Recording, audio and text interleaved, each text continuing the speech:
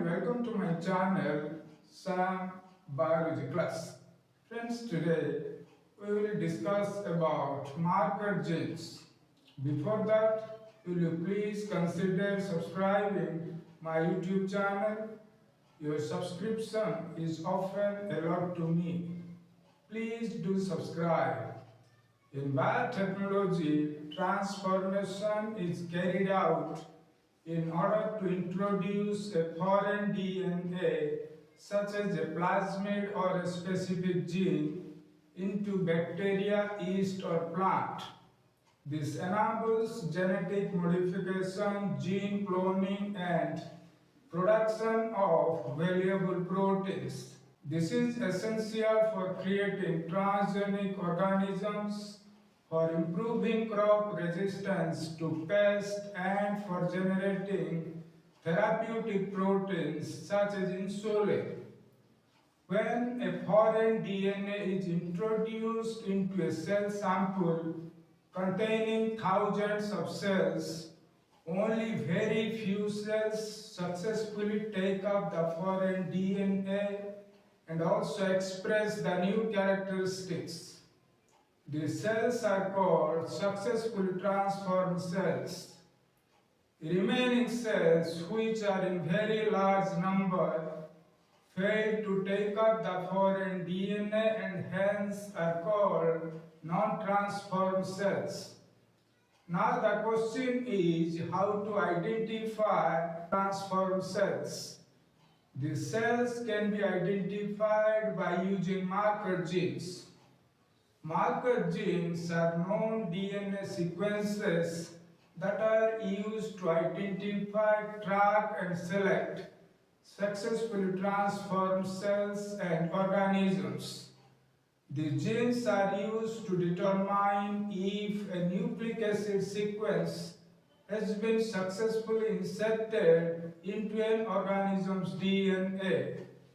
These are the essential tools for studying transfer of genes into various experimental organisms. By using marker genes, researchers can identify whether a gene has been transferred and where it is located and when it is expressed. There are two types of marker genes. Number one, selectable marker genes, and number two, screenable marker gene or scoreable marker gene or reporter gene.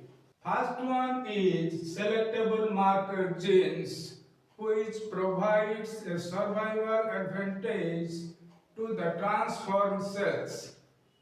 The genes enable the transformed cells to grow in a selective media containing toxic substance such as antibiotic, antimetabolite, or herbicide.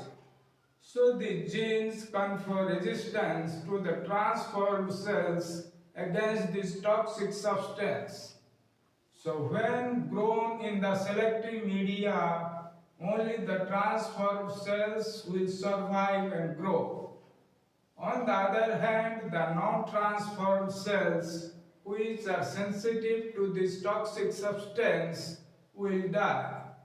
This allows for the easy identification of transformed cells. There are several types of selectable marker genes. First one is antibiotic resistant gene, which confer resistance to specific antibiotic.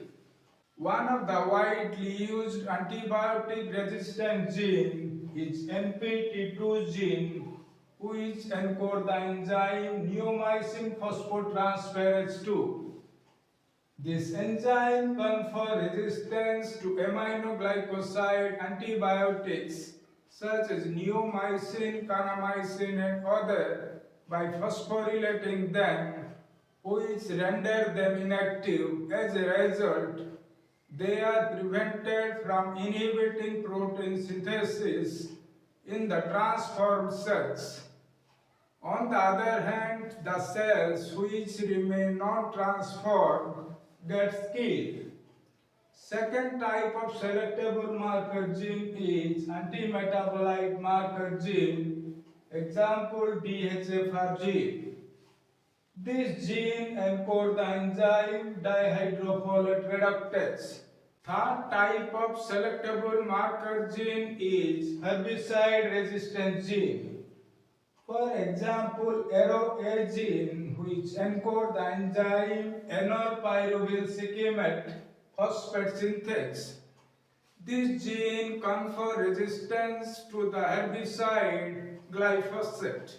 Second type of marker gene is screenable marker gene or reporter gene. Reporter genes are DNA sequences which produce easily detectable signals such as color change, light or fluorescence. This can be easily measured. These genes are used to visually screen the transformation event and to quantify gene expression. By using reporter genes, scientists can determine where and when the transgene is expressed. There are different examples of reporter genes. One is beta-glucuronidase or Gauss gene. Second one is GFP gene, and third one is luciferase gene. One of the widely used reporter gene is Gauss gene, which encodes the enzyme beta-glucuronidase. Beta-glucuronidase assay is very sensitive. This enzyme activity can be quantified by fluorimetric method using 4-methyl-umbelliferyl glucuronide, which is hydrolyzed into 4-methyl-umbelliferol. Second example is green fluorescent gene or GFP gene, which encodes the green fluorescent proteins. And third one is luciferase gene. Two types of luciferase genes are used as reporter genes in biotechnology. First one is bacterial luciferase, which is encoded by Lux gene. Second type of luciferase gene, known as Lux gene, has been isolated from file plant. Luciferase is an oxidative enzyme which catalyzes the oxidation of its substrate luciferin into oxyluciferin in the presence of oxygen and ATP.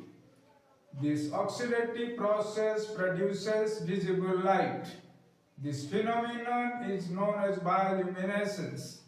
So, by using reporter genes, researchers can identify the transformed cells in which the foreign gene, also known as the transgene, is actively expressed.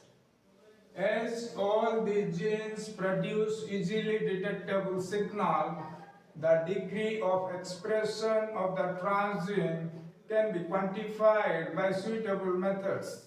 Friends, this is all about marker genes. For more updates, subscribe my YouTube channel, Sam Biology Class.